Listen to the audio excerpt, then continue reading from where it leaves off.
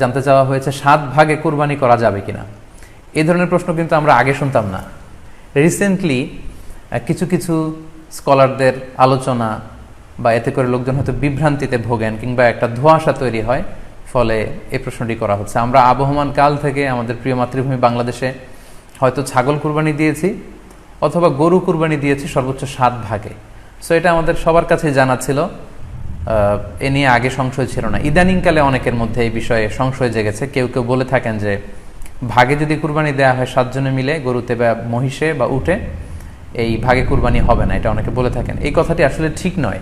আপনি যদি ভাগে কুরবানি দিতে চান এটি জায়েজ আছে, এবং একটি উটে বা মহিষে বা গরুতে আপনি সর্বোচ্চ 7টি ভাগে কুরবানি দিতে পারবেন ইনশাআল্লাহ। এ ব্যাপারে সহিহ মুসলিমের একটি হাদিসকে আমরা এখানে উল্লেখ করতে চাই।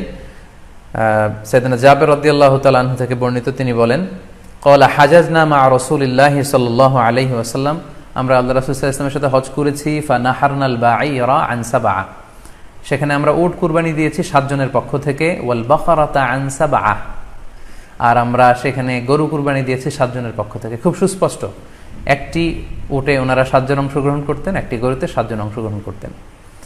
তো এই হাদিসের আলোকে অনেকে বলে থাকেন যে এটি হজের সময়, সফরের সময়, কিন্তু মুকিম অবস্থায় 7 ভাগে দেয়া যায় না। আসলে এই কথাটিও ঠিক নয়, কারণ সুনানে আবু দাউদের আরেকটি হাদিসে এসেছে যেখানে আল্লাহ রাসূল সাল্লাল্লাহু আলাইহি ওয়াসাল্লাম সুস্পষ্ট বলেছেন, সেখানে হজ বা কোনো সফরের উল্লেখ নেই। সেটা হচ্ছে জেনারেল স্টেটমেন্ট, অর্থাৎ আল বাকারাতু আন সাবআ, গরুতে সর্বোচ্চ 7 অংশ দিয়ে কুরবানি দেয়া যায়। ওয়াল জাযুরু আন সাবআ, আর উটের ক্ষেত্রেও সর্বোচ্চ 7 অংশ দিয়ে কুরবানি দেয়া যায়। তো এই হাদিস, দ্বিতীয় যে হাদিসটি উল্লেখ করলাম, এটা হচ্ছে জেনারেল স্টেটমেন্ট।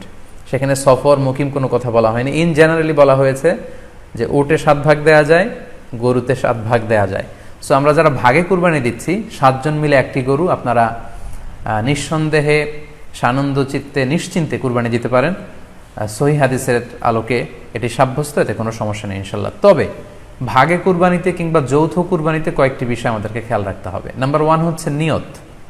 আপনাদের ইন্টেনশনটা ক্লিয়ার হতে হবে। প্রত্যেকেরই যাতে একই ইন্টেনশন থাকে, সবারই যাতে ইন্টেনশন থাকে যে শুধুমাত্র আল্লাহ তাআলার সন্তুষ্টির জন্য আমরা এই কুরবানি দিচ্ছি।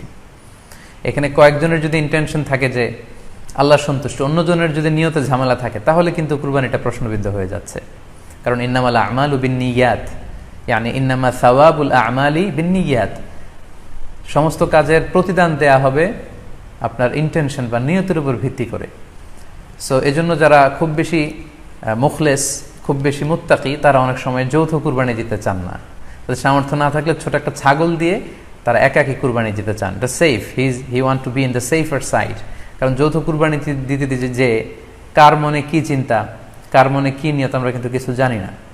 সো যদি যৌথ কুরবানি দেন, কুরবানির আগে সবাইকে এটা কনসার্ন করে দেওয়া, রিমাইন্ডার দেওয়া যে ভাই আমাদের কুরবানিটা হবে শুধুমাত্র কেবলমাত্র আল্লাহ তাআলার সন্তুষ্টির জন্য, অন্য কোনো নিয়তের জন্য না থাকে, তাহলে কিন্তু আমাদের কুরবানি বরবাদ হয়ে যাবে। এটা হচ্ছে প্রথম কনসার্ন। 2 নম্বর কনসার্ন হচ্ছে হালাল উপার্জন দিয়ে কুরবানি হতে হবে। যৌথ কুরবানিতে কেউ কেউ যদি এমন থাকে যাদের উপার্জন হালাল না, সেই কুরবানি কিন্তু আল্লাহ তাআলার দরবারে কবুল হবে না।